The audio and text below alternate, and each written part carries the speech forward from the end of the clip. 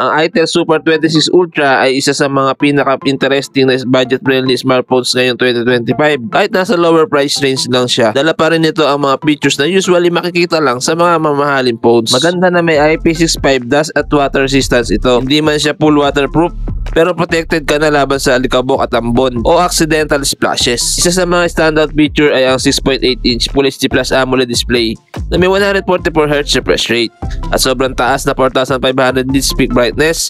Perfect ito para sa viewing kahit sa ilalim ng araw at para sa smooth na scrolling at gaming. Powered by Unisoc T7 300 6nm chipset paired with Mali G57 MP2 GPU, kaya kayang-kaya niya ang multitasking, casual gaming. Hindi siya flagship level chip pero sulit na para sa presyo, lalo na kung gagamitin mo lang sa social media, browsing at light gaming. Meron siyang 8GB of RAM at available ang 128 or 256GB internal storage options, kaya hindi ka agad mauubusan ng space para sa apps, photos at videos. May 50MP main camera na may kasamang auxiliary lens at LED flash, capable din ng 1440p at 30fps video recording na medyo rare sa budget segment.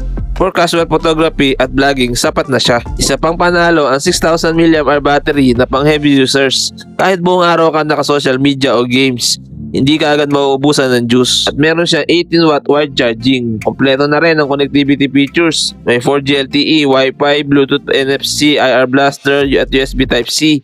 Malaking plus na ang NFC at IR Blaster, lalo na kung mahilig kang gumamit ng wireless payments at universal remote features.